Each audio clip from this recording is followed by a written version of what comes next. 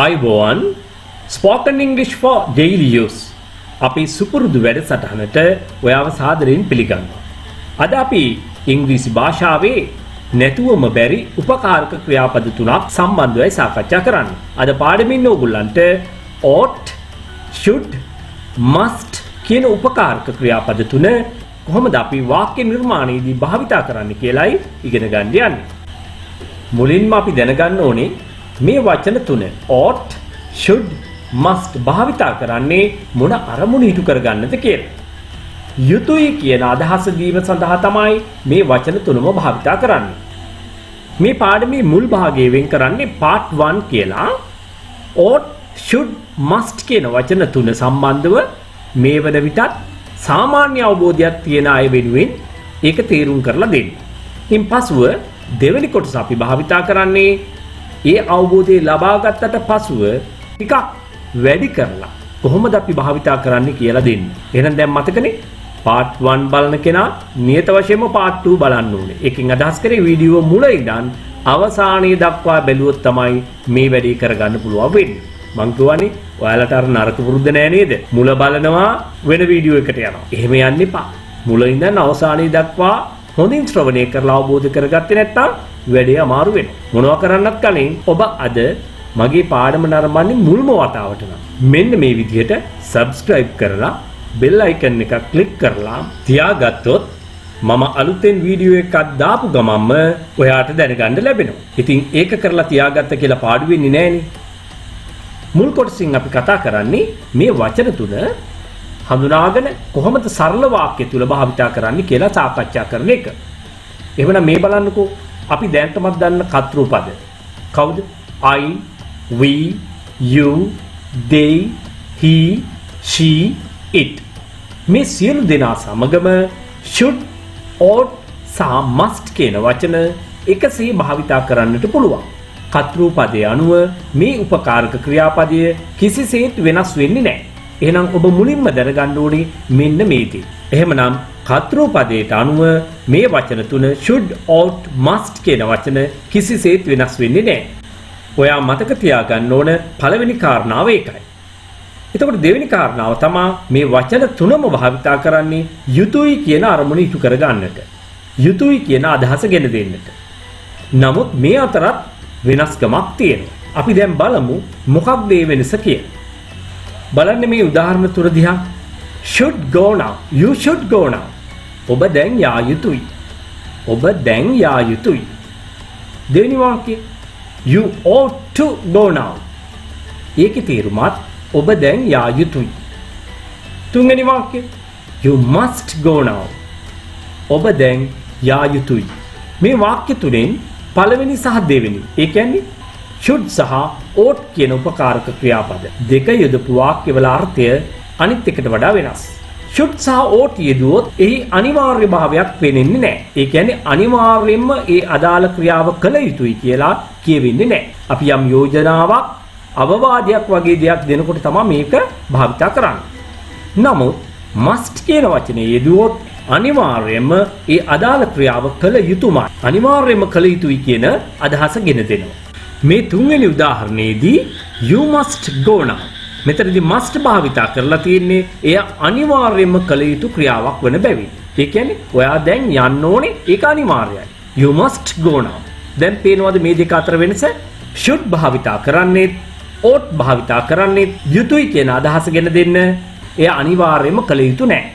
නමුත් must භාවිතා කළොත් එය අනිවාර්යයෙන්ම කළ යුතු ක්‍රියාවක් බවට පත් වෙනවා.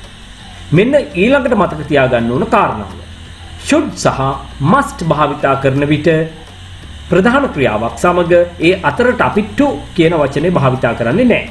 නමුත් ought යෙදෙන සෑම මොහොතකදීම to කියන පදයේ යොදන්නට ඕනේ නිපාත පදයේ භාවිතා කරන්න ඕනේ ප්‍රධාන ක්‍රියාවට කලින්. තවත් කෙටි කරලා කිව්වොත් ought සමග to යොදලායි ප්‍රධාන ක්‍රියාවක් භාවිතා කරන්න ඕනේ. එහෙමනම් මෙන්න මේ තුන්වෙනි වාක්‍යයේ you must go now, you must go now කියලා භාවිතා කරේ අන්න ඒ අදහස දෙන්න. අනිවාර්යයෙන්ම කළ යුතු දෙයක් සම්බන්ධව කතා කිරීමේදී. එහෙමනම් මේ කියලා තියෙන්නේ ඔබ අනිවාර්යයෙන්ම දැන් යන්න ඕනේ. ඔබ අනිවාර්යයෙන්ම දැන් යා යුතුයි කියන අදහස. පැහැදිලිද? එහෙමනම් අපි තවත් උදාහරණ කීපයක් බලමු. හොඳයි. එහෙමනම් දැන් ඕගොල්ලෝ දන්නවා should, ought to, must කියන වචන වල තේරුම කොයි වෙලාවටද භාවිතා කරන්නේ?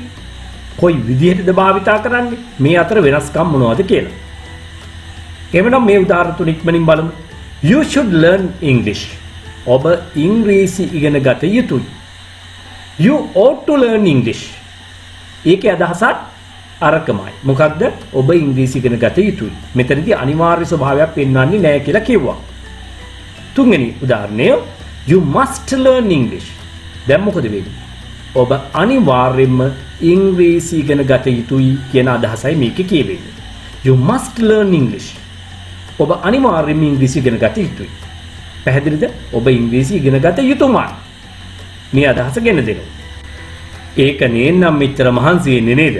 So you can say that's why I'm working so hard. ඒකනේ මම මෙච්චර මහන්සි වෙලා වැඩ කරන්නේ. Very good. දැන් බලන්න මේ දීලා තියෙන වාක්‍ය දිහා. I should help them. මොකද්ද තේරුම? මම ඔවුන්ට උදව් කළ යුතුයි. I should help them. We should help them. අපි ඔවුන්ට උදව් කළ යුතුයි. You should help them. ඔබ ඔවුන්ට උදව් කළ යුතුයි. එහෙම නැත්නම් මේකේ තව තේරුමක් තියෙනවා. මොකක්ද? ඔයාලා ඒගොල්ලන්ට උදව් කරන්න ඕනේ. ඔයාලා ඔවුන්ට උදව් කළ යුතුයි.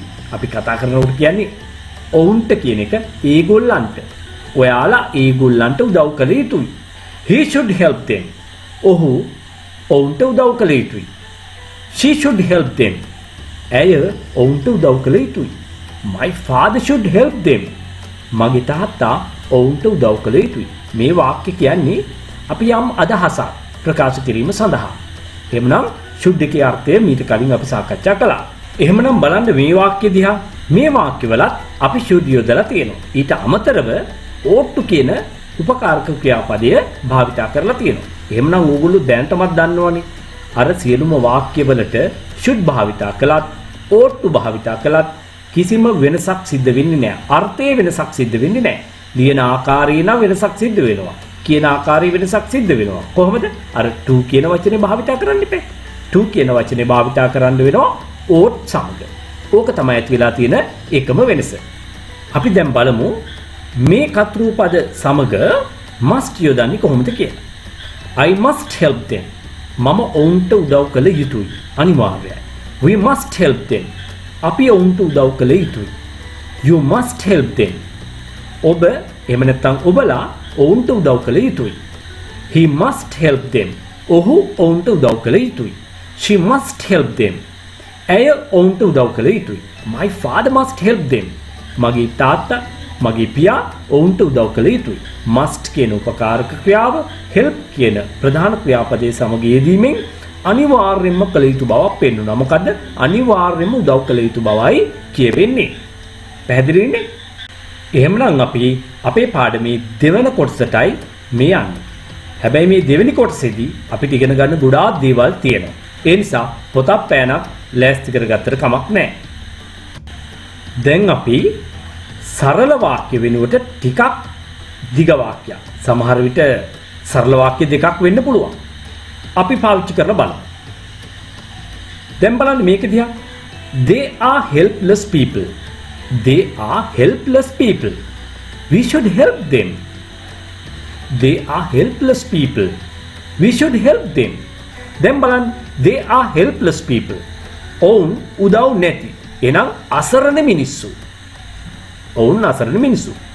We should help them. අපි ඔවුන්ට උදව් කළ යුතුයි. අපි ඔවුන්ට උදව් කළ යුතුයි. They are helpless people. We should help them. ඒගොල්ලෝ අසරණ මිනිස්සු. අපි ඔවුන්ට උදව් කළ යුතුයි. මෙන්න මේකයි මේ ටිකේ තේරුම. දැන් බලන්න මේ දිහා. අම්මා they are helpless people. So we must help them in their hour of need. මොකද්ද මේ කියන්නේ? අම්මා you can understand they are helpless people. ඒගොල්ලෝ අසරණ මිනිස්සු. So ඉතින් we must help them. අපි ඔවුන්ට උදව් කළ යුතුම වෙනවා. In their hour of need. In their hour of need. මොකද්ද මේ අලුත් ප්‍රකාශනය? මේ ප්‍රකාශනයේ තේරුම තමයි කෙනෙකුට උදව් අවශ්‍යම මොහොතේදී. එහෙනම් මෙතන කියන්නේ in their hour of need. ඔවුන්ට උදව් අවශ්‍යම මොහොතේදී අපි ඔවුන්ට උදව් කළ යුතුම වෙනවා. දැන් මොකද්ද මේ අවසානයේ කියන්නේ? අම්මා ඒගොල්ලෝ අසරණ මිනිස්සු. ඉතින් ඒගොල්ලන්ට උදව් අවශ්‍යම කරන මොහොතේදී අපි ඔවුන්ට උදව් කළ යුතුම වෙනවා. එහෙමනම් අර පොතක් පෑනක් සූදානම් කරගන්න කිව්වේ මෙන්න මේ වගේ විශේෂ ප්‍රකාශන කිහිපයකුත් මම මේ පාඩමට ඇතුළත් කරලා තියෙනවා. මේ බලන්න in one's hour of need මේක තමයි ප්‍රකාශනය. මෙතනදී once යොදලා තියෙන්නේ කෙනෙකුගේ කියන අර්ථය ගේන්න. කෙනෙකුට උදව් අවශ්‍යම වෙලාවෙදී. යම් කෙනෙකුට උදව් අවශ්‍යම කරන වෙලාවෙදී අවශ්‍යම මොහොතේදී කියන අර්ථය ගෙනෙන්නට තමයි මේ ෆ්‍රේස් එක අපි භාවිතා කරන්නේ. අපි තවදුරටත් මේක විස්තරාත්මකව සාකච්ඡා කළ යුතුම වෙනවා. I've helped others a lot. I've helped others a lot. I have helped උදව් කරලා තියෙනවා. මම උදව් කරලා තියෙනවා. others අන් අයට a lot ගොඩාක්. අපි කියන්නේ කතාවට මෙහෙම මම අනිත් අයට ගොඩාක් උදව් කරලා තියෙනවා. I've helped others a lot. But there was no one to help me in my hour of need. But නමුත් there was no one කිසිවෙක් හිටියේ නැහැ. කවුරුත් හිටියේ නැහැ. To help me මට උදව් කරන්න. In my hour of need මට උදව් අවශ්‍යම මොහොතේදී මට උදව් අවශ්‍යම වෙලාවෙදී කිසිවෙක් හිටියේ නැහැ. කවුරුත් හිටියේ නැහැ මට උදව් කරන්න. නමුත් මම අනිත් අයට ගොඩාක් උදව් කරලා තියෙනවා. නමුත් මම අනිත් අයට ගොඩාක් උදව් කරලා තියෙනවා. I helped others a lot. But there was no one to help me in my hour of need. ඔන්න ඔහොමයි පුහුණුව වැඩි කරගෙන ඒ අදහස එන විදිහට කියන්න ඕනේ. මොකද්ද මේකේ අදහස? මම අනිත් අයට ගොඩාක් උදව් කරලා තියෙනවා. නමුත් මට උදව් අවශ්‍ය මොහොතේදී කිසි කෙනෙක් හිටියේ නෑ මට උදව් කරන්න. ඔයාලටත් මේ අත්දැකීම් ඇති නේද? අපි හැමෝටම තියෙනවා. එහෙනම් මේ වාක්‍ය පාඩම් කරගන්න එක ඉතාම අත්‍යවශ්‍ය වෙනවා. ජීවිතේට ඉතාම වැදගත් වෙනවා. එහෙම නේද? හොඳයි.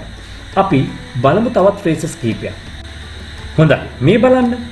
In our hour of need. In our අපි ඊළඟ වචනයත් our එච්චකුරු තිබුණාට උච්චාරණය කරන්නේ our කියලා. නමුත් එතන කියන්නේ පැය. අවසානයේදී මේ ෆ්‍රේස් එකේ තේරුම in our hour of need කියන ෆ්‍රේස් එකේ තේරුම තමයි මොකද්ද? අපිට උදව් අවශ්‍යම වෙලාවෙදී. එහෙම නැත්නම් අපිට උදව් අවශ්‍යම මොහොතේදී කියන අර්ථය. මම මේකට වාක්‍ය නිර්මාණය කරන්න හදන්නේ නැහැ. මොකද හේතුව මේ ෆ්‍රේස් එක විතරක් දැන් කටපාඩම් කරගන්න අපේ පාඩමින් පිටපනින නිසා. ඊළඟ ෆ්‍රේස් එක in your hour of need. In your hour of need. ඔබට එහෙම නැත්නම් ඔබලාට උදව් අවශ්‍යම වෙලාවෙදී. ඔබලාට එහෙම නැත්නම් අපි කතා කරනකොට කියන්නේ ඔයාට උදව් අවශ්‍යම මොහොතේදී. ඔයාට උදව් අවශ්‍යම වෙලාවෙදී. අන්න ඒ අදහස ලබා ගැනීම සඳහා තමයි in your hour of need භාවිතා කරන්නේ. හොඳයි දැන් බලන්න. In his hour of need. In his hour of need. ඔහුට උදව් අවශ්‍යම වෙලාවෙදී. ඔහුට උදව් අවශ්‍යම මොහොතේදී. අන්න ඒ අර්ථය සඳහා අපි in his hour of need භාවිතා කරනවා. In her hour of need. ඇයට උදව් අවශ්‍යම වෙලාවෙදී මොහොතේදී.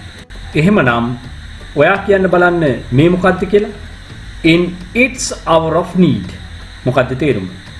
ඌට උදව් අවශ්‍යම වෙලාවෙදී මොහොතේදී. හොඳයි.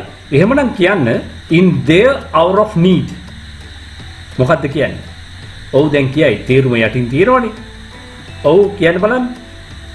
ඔවුන්ට උදව් අවශ්‍යම වෙලාවෙදී. එහෙම නැත්නම් ඔවුන්ට උදව් අවශ්‍යම කරන වෙලාවෙදී මොහොතේදී කියන අර්ථ තමයි මේ ෆ්‍රේස් එකේ තියෙන්නේ. හොඳයි. මේ වාගේ වටිනා පාඩම් ගොඩාක් ඉදිරියටත් ඉදිරිපත් කරනවා. පවුලේ සැමට එකම channel එකකින් ඉංග්‍රීසි ඉගෙන ගන්න පුළුවන් වෙන විදිහට විවිධ මට්ටම් වලට ගැලපෙන විදිහට අත්‍යවශ්‍ය වන ඉංග්‍රීසි කරුණු එහෙම නැත්නම් පාඩම් මගේ channel එකෙන් ඉදිරියටත් ඕගොල්ලන්ට ලබා ගන්න පුළුවන්.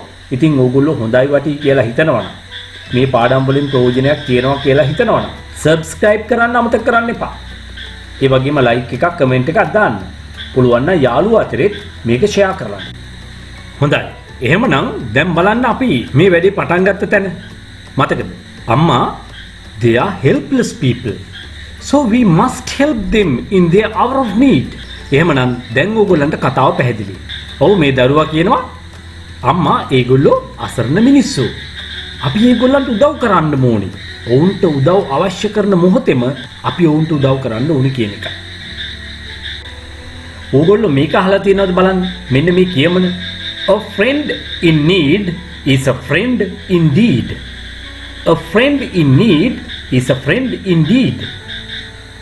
අවශ්‍යතාවයේදී පිහිටවන මිතුරා සැබෑ මිතුරෙකි. අවශ්‍යතාවයේදී පිහිටවන මිතුරා සැබෑ මිතුරෙකි. A friend in need අවශ්‍යතාවයකට ඉන්න මිතුරා is a friend indeed. Indeed කියන්නේ තනි පදයක්. උඩින් තිබුණේ in need, මෙතන තියෙන්නේ indeed. Indeed කියන්නේ සැබවින්ම, ඇත්ත වශයෙන්ම. Yes indeed කියන්නේ අපි. ඔව් ඇත්ත වශයෙන්ම කියද්දි. ඔව් ඇත්ත වශයෙන්ම කියද්දි අපි කියනවා yes indeed කියලා. හොඳයි. මේ පදේ තමයි මෙතන තියෙන්නේ. මේ කියමනක් පාඩම් කරගන්න. මොකද කෙනෙකුට උදව් අවශ්‍ය මොහොතේදී මඟ හරින්න හොඳ නැහැ. සැබෑ මිතුරෙක් නම් උදපදව් කරන්න ඕනේ. ඒකත් ওই ගමම පාඩම් කරගන්න. මොකද්ද කියමන? A friend in need is a friend indeed. අවශ්‍යතාවයේදී පිහිටවන මිතුරා සැබෑ මිතුරෙකි. සැබවින්ම මේක සත්‍ය ප්‍රකාශයක්. හොඳයි. එහෙමනම් අපි අපේ ප්‍රධාන පාඩමට එමු. මොකද්ද? ought to, should, must. උපකාරක ක්‍රියාපද සම්බන්ධව තමයි කතා බහ කරමින් ආවේ. දැන් මේ බලන්න. must කියන වචනේ යොදා ගනිමින් අපි ඉදිරි පියවරකට වැඩ කරන්නේ මෙන්න මේ විදිහටයි. මේ බලන්න. You must use a dictionary. You must use. ඔබ අනිවාර්යයෙන්ම භාවිතා කරන්න ඕනේ, පාවිච්චි කරන්න ඕනේ ශබ්දකෝෂය. අපි කියන්නේ dictionary. ඔයා අනිවාර්යයෙන්ම dictionary පාවිච්චි කරන්න ඕනේ. ඇයි එහෙම කියන්නේ? I am tired of correcting your spelling mistakes. නිකන් හිතන්නකෝ ගුරුතුමේ දරුවෙකුට ශිෂ්‍යයෙකුට කියනවා. මෙයා නිතරම spelling mistakes කරන දරුවෙක්. දැන් ටීචර් ඉවසලා බැරිම තැන ටීචර් මේ විදිහට කියනවා. මොකද්ද කියන්නේ? I am tired of correcting your spelling mistakes. I am tired කියන්නේ මට මහන්සි. ඒක නම් වැඩේ තේරෙනවා. නමුත් I am tired එකෙන් පස්සේ of දාලා of කියන වචනය භාවිතා කරලා නිපාත පදයේ භාවිතා කරලා ing ක්‍රියාපදයක්. අපි ඒකට කියනවා present participle of the verb. present participle. participle verb එකක් අපි භාවිතා කරනවා. present participle verb එක. එතකොට මේ කතාව සම්පූර්ණයෙන්ම වෙනස් වෙනවා. දැන් මේ phrase එකේ තේරුම තමයි මට ඇති වෙලයි තියෙන්නේ. මට එපා වෙලයි තියෙන්නේ. යන අර්ථය. මට ඇති වෙලයි තියෙන්නේ, මට එපා වෙලයි කියන අර්ථය. එහෙනම් මේ ටීචර් මොකක්ද දැන් කියන්නේ? I am tired of correcting. මට ඇති වෙලයි තියෙන්නේ correcting නිවැරදි කරලා your spelling mistakes. ඔයාගේ spelling mistakes. මේ වචන වරද්දලා ලියන්නේ. අන්න ඒක නිවැරදි කරලා ඇති වෙලයි මට තියෙන්නේ. දැන් නම් එපා වෙලයි තියෙන්නේ. මේ අදහස තමයි මේ ගුරුතුමා කියන්නේ. ඉතින් මේ I am tired of වැනි එදිනදා ජීවිතයේදී අත්‍යවශ්‍ය වන වාක්‍ය රටාවන් සම්බන්ධවත් ඕගොල්ලන්ට අනිවාර්යයෙන්ම ඉදිරි පාඩම් වලදී උගන්වනවා. දැනටමත් අපි ගොඩක් උගන්වලා තියෙනවා. ඉදිරියේදී අනිවාර්යයෙන් මේ පාඩම් ටික බලාපොරොත්තු වෙමින් ඉන්න. හොඳයි. මේ වෙලාවේ අපි පාඩම must නිසා අපි මේකේ අර්ථය ගන්න තමයි අපි මේ කොටස එකතු කළේ. මොකද්ද දැන් ටීචර් කියන්නේ? You must use a dictionary. I am tired of correcting your spelling mistakes. You must use a dictionary. ඔබ ඩික්ෂනරි එක භාවිතා කළ යුතුමයි. මට ඔයාගේ ස්පෙලිං මිස්ටේක්ස් චෙක් කරලා නැත්නම් නිවැරදි කරලා ඇති වෙලයි තියෙන්නේ. එපා වෙලයි තියෙන්නේ. පැහැදිලි? එහෙනම් you must use a dictionary. එහෙමනම් ඒ දරුවා මොකද කරන්න ඕනේ? අනිවාර්යයෙන්ම ඩික්ෂනරි එක භාවිතා කළ යුතුයි. ඒ අර්ථය ගන්න. අනිවාර්යයෙන් භාවිතා කළ යුතුයි. මේ අදහස දෙන්න අපි පාවිච්චි කළේ must use කියන එක. පැහැදිලිද? තව උදාහරණ කිහිපයක් බලමු. මොන දැන් ඕගොල්ලන්ගේ කාමරේට අම්මා එනවා. දරුවෙක්ගේ කාමරේට අම්මා එනවා. ඇවිල්ලා කියනවා look බලන්න how dirty your room is. කොයි තරම් අපිරිසිදුද? කොයි තරම් කැතද ඔයාගේ කාමරේ? How dirty. dirty කියන්නේ අපිරිසිදු, කිලිටු, කැත, අපවිත්‍ර. ඔය කියන අර්ථ ගෙන දෙන වචනයක්. එහෙනම් how dirty කොයි තරම් අපවිත්‍රද? Your room is ඔබේ කාමරය. බලන්න ඔයාගේ කාමරේ කොච්චර අපවිත්‍රද? කොච්චර කැතද? You must clean it just now. You must clean it just now. මොකද්ද මේ කියන්නේ? ඔයා අනිවාර්යයෙන්ම පිරිසිදු කරන්න ඕනේ. මෙතන අපි ෂුඩ් දාන්නෙත් නැහැ, ඕට්ටු දාන්නෙත් නැහැ. මොකද අම්මා අනිවාර්යයෙන්ම මේක කරවන්න බලාපොරොත්තු වෙන තමයි කියන්නේ. එහෙනම් you must clean. ඔබ පිරිසිදු කළ යුතුමයි අනිවාර්යයෙන්ම. ඒක just now. just now කියන්නේ දැම්මම. මේක අපි පුරුදු වෙලා තියෙන උච්චාරණය කරන්නේ just now කියලා. ඇත්තට මෙහෙමත් කියනවා. මේකේ නිවැරදි උච්චාරණ ක්‍රමය වෙන්නේ just now. just now. හොඳයි. එහෙනම් මොකද්ද මේ අම්මා කියන්නේ? නැවතත් කියමු බලන්න. Look how dirty your room is. අද නම් අම්මට හොඳටම තරහා ගිහිල්ලා. අම්මා මොකද කියන්නේ? බලන්න මේ කාමරේ කොච්චර අපිරිසිදුද? ඔයා දැම්මම මේක පිරිසිදු කරන්න ඕනේ. දැන් ඔය මූඩ් එකකින් කියන්නත් වෙනවා. මොකද කියන්නේ? එක්ක අම්මා එක්ක තාත්තා. හරි. දැන් කොහොමද කියන්නේ? පොඩ්ඩක් ප්‍රැක්ටිස් කරන්න ඕනේ. පොඩ්ඩක් නෙමෙයි හොඳටම. ඕගොල්ලෝ හිතන්නේ ඕගොල්ලෝ නාට්‍යයක රඟපානවා කියලා. දැන් ඕගොල්ලන්ට ලැබුණ කැරක්ටර් එක ඕන ඕකයි. එහෙම නැත්නම් ඕගොල්ලන්ට ලැබුණ ඩයලොග් එකේදී ඕගොල්ලන්ට ලැබුණ පාර්ට් එක ඕන ඕක. එතකොට ඕගොල්ලෝ කරන්න ඕනේ කොහොමද? දැන් තේරුම් ගන්න පුළුවන් නේ. verbal language එකයි body language එකයි දෙකම එකට එකතු වෙන්න ඕනේ. එහෙනම් එයා හොඳට කතා කළා වෙනවා. ඇයි එහෙනම් ක්‍රමේ දැනගෙන පුහුණු නොවි? එහෙනම් රහස උකයි. ඉගෙන ගන්න අය ගොඩයි. හැබැයි හරියට පුහුණු වෙලා පාවිච්චි කරන අය ඊටාම සීමිත සංඛ්‍යාවක්. මේකට හේතුව ඔය රහස දැනගෙන ක්‍රියාත්මක නොකිරීම. එහෙමනම් ඇයි ඔයාලා තාමත් ප්‍රමාද? එහෙනම් ඔයාලා හැමෝටම ඉංග්‍රීසි කතා කරන්න පුළුවන්. අවශ්‍ය වෙන්නේ ඌමනාව කැපවීම අනිවාර්යයෙන්ම පුහුණුව අත්‍යවශ්‍යයි. හොඳයි. නැවත කියලා බලමු. Look how dirty your room is. තව පාරක් කියන්න. Look how dirty your room is. You must clean it just now. තවත් උදාහරණයක් බලමු. ඔන්න යාළුවෙක් කියනවා මෙහෙම. This is an interesting novel. You must read it. This is an interesting novel. You must read it. This is an interesting novel. මේක රසවත් නවකතාවක්. අපි රසවත් කියන්නේ interesting. interesting. එහෙමනම් you must read it. එයා අනිවාර්යයෙන්ම කියවන්න ඕනේ. කියවලා බලන්න ඕනේ. අන්න ඒ අදහස දෙන්න තමයි මේ වාක්‍යය දාගෙන තියෙන්නේ. එහෙනම් කොහොමද කියන්නේ? This is an interesting novel. You must read it. මෙන්න ඊළඟ උදාහරණය. හොඳයි. මෙන්න දැන් තමයි හොඳම හරිය. ඒ කියන්නේ උත්තර වෙලා කරේ නරක හරිය නෙමෙයි. මං කියන්නේ මේ දැනුම තියෙන කෙනාට මෙන්න තව දුරටත් පියවරක් ඉදිරියට යන්න අවස්ථාවක්. මේ බලන්න. හොඳින් බලන්න මේ උදාහරණ දිහා. මොකක්ද කියලා තියෙන්නේ? You must wear a helmet. WEAR way කියන්නේ අඳිනවා හෝ පළඳිනවා. අඳිනවා එහෙම නැත්නම් පළඳිනවා. එහෙනම් you must wear a helmet. ඔයා අනිවාර්යයෙන්ම පළඳින්න ඕනේ මොකද්ද? හෙල්මට් එකක්. අපි කතා කරනකොට කියන්නේ ඔයා අනිවාර්යයෙන්ම හෙල්මට් එකක් දාගන්න ඕනේ. පැහැදිලිද? right. ඊළඟ එක බලන්න. You must wear a mask. මේ දවස්වල කොරෝනානේ. ඒ නිසා අපි නිතර කියන එකක් ඕක. එළිය පහළිය ගැවසෙනකොට මොකද්ද කරන්න කියන්නේ? ඔව් මාස්ක් එකක් දාගන්න ඕනේ කියනවා. හොඳයි. මේ කියන්නේ මොකද්ද? You must wear a mask. ඔයා මාස්ක් එකක් දමාගත යුතුයි. හොඳයි. ඊළඟට කියනවා you must wear a seat belt. You must wear a seat belt. වාහනේ යනකොට seat belt එක අනිවාර්යයෙන්ම දාගන්න ඕනේ. එහෙනම් ඔබ අනිවාර්යයෙන්ම මොකද්ද? ආසන පටිය පැළඳිය යුතුයි කියලා කියන්නේ. ඊළඟට මොකද්ද මේ කියලා තියෙන්නේ? හොඳට අධ්‍යයනය කරන්න ඕනේ. You must be wearing a helmet. You must be wearing a mask. You must be wearing a seat belt කියලායි තියෙන්නේ. දැන් මේ මොකද වෙලා තියෙන්නේ? මේ වෙලා තියෙන්නේ අර උඩින් තියෙන්නේ you must wear a helmet. You must wear a mask. You must wear a seat belt කියන්නේ අපි අනිවාර්යෙන් කළ යුතුයි සාමාන්‍ය සිද්ධියක් විදිහට. ඒ කියන්නේ present simple භාවිතයෙන් මේ කියලා තියෙන්නේ. දෙවෙනි එකේදී කියන්නේ මෙහෙම. දැන් හොඳ උදාහරණයක් කියන්නම්කෝ බං. දැන් ඔන්න ඔයගොල්ලෝ හෙල්මට් දාන්න නැතුව යනවා බයික් එකේ. හිතන්න. එතකොට ඔන්න දැන් පොලිසියෙන් නවත්තනවා. පොලිසියෙන් නැවතුවාට පස්සේ කියනවා කො හෙල්මට් එක. ඇයි අතේ තියාගෙන යන්නේ? ඊට පස්සේ කියනවා මොකක් හරි හේතුවක් කියනවා ඔයගොල්ලෝ බේරෙන්න. නමුත් එතකොට එයා කියන්නේ මොකක්ද?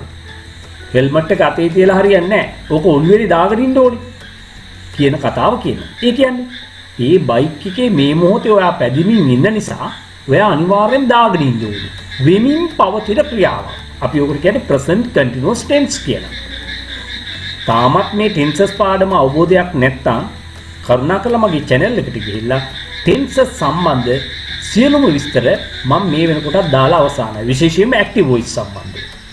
එහෙමනම් මේ active voice ක්‍රම 12ම four forms එකම ඒකේ සැඟවුණු කරුණු සියල්ලම ඇතුළත් කරලා වීඩියෝ සකස් කරලා මේ වෙනකොටත් අප්ලෝඩ් කරලා අවසానයි. එහෙනම් මේ වෙනකොටත් ඕගොල්ලන්ට මේ වීඩියෝ ටික බලන්න පුළුවන්. ඒවත් අධ්‍යයනය කරන්න. එහෙම නැත්නම් මේ tenses අවබෝධයකින් තොරව අපි පාඩම් ඉදිරියට යනකොට සමහර කොටස් අපි අතින් ඇතෑරෙනවා අනිවාර්යයෙන්. හොඳයි. ඒකත් මතක තියාගන්නකෝ. එහෙමනම් නැවත අපි පාඩම තියමු. එහෙමනම් දැන් කියනකො මොකද්ද පොලිසියෙන් කියන්නේ? ඔව් නැවතුවට පස්සේ ඔයා හෙල්මට් එක අතේ තියාගෙන හරියන්නේ නැහැ. ඔළුවේ දාගෙන ඉන්න ඕනේ. තැලඳගෙන ඉන්න ඕනේ. එහෙනම් මේ මොහොතේ වෙමින් පවතින ක්‍රියාවක්. එහෙමනම් මේක අපි කියන්න ඕනේ you must wear a helmet කියලා හරියන්නේ නැහැ. එතකොට කියන්න ඕනේ වෙමින් පවතින ක්‍රියාවක් නිසා you must be wearing a helmet කියලා. You must be wearing a helmet. මෙතනදී අපි be භාවිතා කළේ is am are සමග present participle verb එක. තවත් සරල කරනවා නම් ක්‍රියාපදයට ing එකතු කරපු ප්‍රධාන ක්‍රියාපදයක් භාවිතා කරනවා is am are සමග. මේකටනේ present continuous හැදෙන ස්වභාවය. නමුත් මෙතනදී is am are භාවිතා කරන්න බැරි ඇයි? හේතුව must කියන උපකාරක ක්‍රියාව මුලින් යෙදিলা තියෙන නිසා. ඇත්තටම මෙතන මේ වාක්‍ය රටාවේදී must එනවා. වෙන තැන්වලදී අපි හිතන්නකෝ will, shall, can එහෙම නැත්නම් එවැනි උපකාරක ක්‍රියාවක් යෙදෙන සෑම මොහොතකදීම මේ කියන නීතිය අදාළයි. මොකක්ද? ඒ අදාළ උපකාරක ක්‍රියාවෙන් පසුව යෙදෙන්න ඕනේ is am are නෙවෙයි. කවදාවත් යෙදෙන්නේ නැහැ. මේ බලන්නකෝ නිකන් මම කියන්නම්කෝ. will is, will am, will are කියලා දැකලා තියෙනවද? එන්නේ නැහැ. එන්නේ will be කියලා. shall is කියලා යෙදෙනවද? එන්නේ නැහැ. shall are කියලා එනවද? නැහැ. ඇයි? ඒ වෙනුවට එන්නේ shall be. can is, can are, can am, can are කියලා යෙදෙනවද? කවදාවත් ඉංග්‍රීසි වල එන්නේ නැහැ. ඒ වෙනුවට එන්නේ can be. දැන් කතාව පැහැදිලිද? එහෙමනම් ඒ හේතුව අනුව තමයි මෙතන must is, must am, must are කියලා යොදන්න බෑ. ඒ නිසා මොකද කරන්නේ? must be කියලා යොදනවා. හේතුව is, am, are කියන ක්‍රියාපද තුනේ මුල් ස්වභාවය base form එක. නැත්තම් කියන අපි verb stem එක. ක්‍රියා ධාතුව තමයි be verb එක කියලා කියන්නේ. පැහැදිලිද? හොඳයි. ඒ අනුව මෙතන යොදලා තියෙනවා you must be wearing a helmet. ඔයා හෙල්මට් එක දාගෙන ඉන්න ඕනේ. ඔය වැඩේම තමයි මාස්ක් එක සම්බන්ධව. දැන් මාස්ක් එක කවුරු හරි දකින්නකොට තමයි ඇදලා අරගෙන දාගන්නේ. එතකොට කියනවා එහෙම හරියන්නේ නැහැ. ඔයා ඕක දාගෙන ඉන්න ඕනේ. You must be wearing a mask. You must be wearing a mask. Mask එක දාගෙන ඉන්න ඕනේ. ඊළඟ එකත් ඒ වගේමයි. වාහනේ සීට් බෙල්ට් දාන්නේ නැහැ. එතකොට කියනවා එහෙම හරියන්නේ නැහැ. ඔයා දාගෙන ඉන්න ඕනේ. When driving you must be wearing a seat belt. You must be wearing a seat belt. දැන් කොහොමද? කියන දේ වැටහෙනවනේ. එහෙමනම් මේ must කියන පාඩම or should මේ සියලු දේ තේරුම් ගන්න අතරතුර අනිවාර්යෙන් අපිට tenses පිළිබඳ පූර්ණ අවබෝධයක් තියෙනවායි කියන්නේ අපිට ලොකු වැඩ කොටසක් කරන්න පුළුවන්. මෙන් බලන්න තවත් එවැනි පියවරක්. දැන් මම කතාවක් විදිහටම කියන්නම්. ඔන්න දැන් අර පොලිසියෙන් නවත්තපු එක ගැන මෙයා කාර්යාලයට ගිහිල්ලා නැත්නම් ඔෆිස් එකට ගිහිල්ලා යාළුවොත් එක්ක කියනවා. එහෙමත් නැත්නම් ගෙදර ඇවිල්ලා ගෙදර පවුලේ අයත් එක්ක අම්මා තාත්තත් එක්ක ඥාතින් එක්ක කියනවා. කොහොමද කියන්නේ? මට මෙහෙම සිද්ධියක් වුණානේ කියලා. එතකොට ඒගොල්ලෝ මොකද කියන්නේ? ගත්කටම හොඳ වැඩේ කියනවාද? ඔව් එහෙමත් කියයි. නමුත් කියන්නේ මොකද්ද? ඔයාට හෙල්මට් එක දාගෙන ඉන්නනේ තිබුණේ. අතේ තියාගෙන ඉන්න ඕනේ. ඔයාට මාස්ක් එක දාගෙන ඉන්නනේ තිබුණේ. සාක්කුවේ දාගෙන ඉඳලා හරියට නෙමෙයි. ඔයාට සීට් බෙල්ට් එක දාගෙන ඉන්නනේ තිබුණේ. කොහොම කියනවා. දැන් තේරෙනවද මේ අවස්ථාව සිටුේෂන් එක තේරුම් ගන්න ඕනේ? හරි. එවැනි අවස්ථාවලදී අපි භාවිතා කරන්න ඕනේ perfect tense එක. මොකද්ද? perfect tense එක. මම මෙහෙම කියන්නම්කෝ. has have සමග past participle of the word. ක්‍රියාවේ past participle ස්වභාවය භාවිතා කරන එකනේ present perfect ක්‍රියා ස්වරූපේ නිර්මාණය වෙන ආකාරය. එහෙනම් බලන්න ඒක තමයි මෙතනදී අපි භාවිතා කරන්න ඕනේ. ඒ අනුව අපි පළඳිනවට කියන්නේ වේනේ. එහෙනම් බලන්න මේකේ ප්‍රධාන අවස්ථා තුන where, wo, won. where, wo, won. එහෙමනම් මෙතන WORN won එක තමයි අපි භාවිතා කරන්න ඕනේ. කියපු දේ පැහැදිලිද? එහෙමනම් මේ won කියන්නේ අන්න ඒ ක්‍රියා ස්වභාවය. ඒ කියන්නේ past participle of the verb where must be used with has or have. පැහැදිලිද? එහෙමනම් මේ ක්‍රියාවේ past participle ස්වභාවය වෙන won තමයි අපි පාවිච්චි කරන්න ඕනේ has have සමග. නමුත් අන්න මම මුලින් කියලා දුන්න දේ තියෙනවා. මොකද්ද? මීට කලින් උදාහරණය කිව්වේ must වැනි උපකාරක ක්‍රියාපදයක් සමග යෙදෙන විට ඒ අදාළ ක්‍රියාවේ මුල් ස්වභාවයයි යෙදෙන්න ඕනේ. ඒ අනුව must has යොදන්න බෑ. එහෙමනම් එන්න ඕනේ must have කියලා. දැන් පැහැදිලිද? You must have worn a helmet. ඔතන අපිට නිශ්චිත වශයෙන්ම දැනගන්නවා නම් නිශ්චිත භාවයේ පෙන්වන්න අවශ්‍ය නම් the භාවිතා කරන්න පුළුවන් a helmet වෙනුවට. You must have worn the helmet. එහෙම කියන්න පුළුවන්. You must have worn a helmet. ඔයාට හෙල්මට් එකක් දාගෙන ඉඳන්නේ තිබුණේ. හරි. දැන් ඊළඟ එක. You must have worn a mask. ඔයාට මාස්ක් එකක් දාගෙන ඉන්න තිබුණේ. ඒ වුණාට ඔයාලා දාගෙන හිටියේ නැහැ. මොන ඊළඟ කතාව. You must have worn a seat belt. ඔයාට seat belt එක දාගෙන ඉන්න තිබ්බේ. දැන් තේරෙනව නේද? එහෙමනම් මේ ඊළඟ එක. මම මේ worn ගැන කියලා තියෙනවා. WORN worn කියන්නේ මොකක්ද කියලා දැන් දන්නවා. The past participle form of the verb where is worn. What is next? ඊළඟට මොකද්ද මේ තියෙන්නේ? WARN worn. worn කියන්නේ තරයේ අවවාද කරනවා. අපිට warn කරනවා. දැන් පොලිසියෙන් ඉතින් සමාව දීලා පොඩ්ඩක් කිව්වා කියලා හිතන්නකෝ. හැබැයි අපිට කියනවා ආයෙම අහුවෙන්න එපා. අන්න තරයේ අවවාදයක් කරනවා. ඒකට කියන්නේ warn එකක් කරනවා. ඉතින් අපි ඔකට ing දාලා නාමපදේ නිර්මාණය කරගෙන කියනවා warning. warning එකක් යාමට දුන්නේ මොකද්ද? තරයේ කරන අවවාදයක් දුන්නා. සමහරලාට morning එකේම warning එකක් හම්බ වෙනවා. morning උදේම warning තරයේ කරන අවවාදේ. එහෙනම් ඔයාගේ වචනත් කොහොම හරි ක්‍රමයකට පාඩම් කරගන්න. යලිත් ඉක්මනින් හමු වෙමි බලාපොරොත්තු වෙන මා ඔබෙන් සමු ගන්නවා. ඔබ සැමට සුබ දවසක්. ආයුබෝවන්.